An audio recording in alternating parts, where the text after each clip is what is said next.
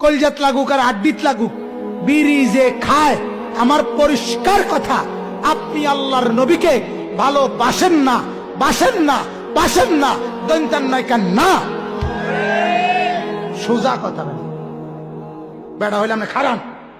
এখন বলেন, এখন বলেন, আলগা গিয়ে কয়েন না, আলগায় আমার বদনাম করেন না, তে ওয়াহাবি। এখানে বলবেন, এখানে বলেন, এখানে বলেন, এখন বলেন, এখন বলেন কি কারণে আমি নবীর দুশ্মন? আপনি এখন বলেন। আমি এই এখন যখন বয়ানে আসার জন্য ওযু করছি, তখনও আমি মিসওয়াক করছি, আমি নবীর দুশ্মন হব কেন? এই মিয়া, জীবনের প্রথম দিন থেকে আজ পর্যন্ত কোনোদিন দাড়ি কাটি নেই, আমি নবীর দুশ্মন হব কেন? কেন? রাতের 3:30 বাজো মাহফিল থেকে আইসা ফজরের নামাজ জামাতের সাথে কনকনে ঠান্ডার ভিতরে পড়ি, আমি নবীর দুশ্মন হব কেন? আমার মা, আমার বাপ, আমার বিবি, আমার ছেলে, আমার মেয়ে কোনোদিন টেলিভিশন দেখে নাই, আমার ঘরে কোনো টিভি নাই, আমি নবীর দুশ্মন হব কেন? কথা বলেন না কেন?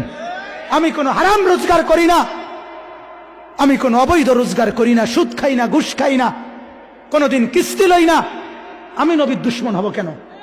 কথা বলেন না কেন? বলেন কি কারণ? কি কারণ? আপনি বিড়ি খান, আপনি নবীর আশেক, আলাপ মারণের জায়গা পান না? ঘটনাটা কি?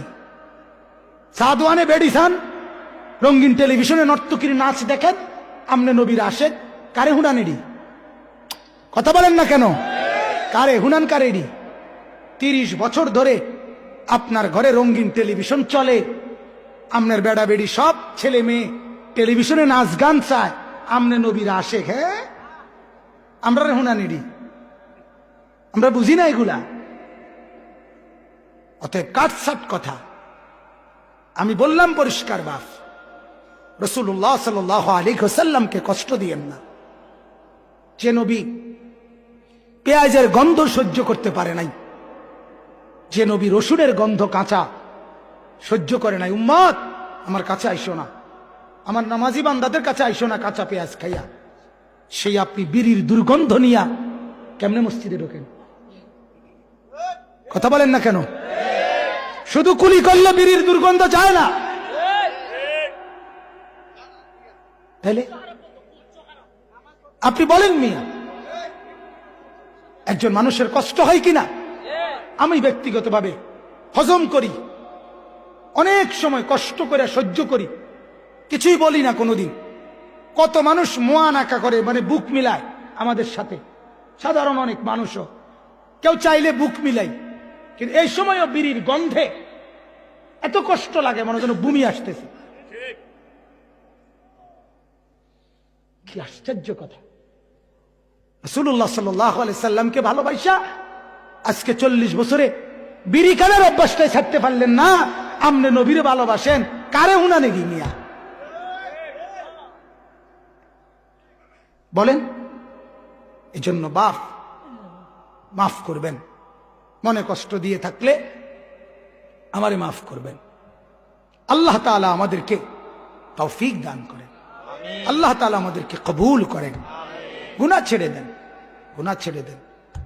রাসূলুল্লাহ সাল্লাল্লাহু আলাইহি সাল্লামের সুন্নতকে ভালোবাসেন, বলেন ইনশাআল্লাহ, বলেন ইনশাআল্লাহ। এই কাগজ, এই পিঠ আর এই পিঠ আলাদা করা সম্ভব তো? হ্যাঁ, ঠিক ভালোবাসা আর সুন্নাত নবীর অনুসরণ আলাদা করা সম্ভব না। ভালোবাসে যে, সুন্নত অনুসরণ করে সে, সুন্নত অনুসরণ করে যে, ভালোবাসে সে, এক হিসাব। দুই জিনিস আলগা না। সুন্নতে এনে ভালোবাসা হ্যাঁ না, জি না, জি না। যদি মনে করেন আপনার ভালোবাসা বাড়তেছে, তো গুনাহ ছাড়েন। কি ছাড়েন? গুনাহ ছাড়েন। আল্লাহ তাআলা আমাকেও বাঁচান, আপনাদেরকেও বাঁচান। দাড়িবিহীন মানুষ যারা দাড়ি রাখেন, বেপর্দা বিবি পর্দানসীন করেন, ফজরের নামাজ পড়ে না, নামাজে অভ্যস্ত করেন, আল্লাহকে ডাকেন, গুনাহমুক্ত এক জীবন আল্লাহ তাআলা যেন আমাদেরকে দান করে।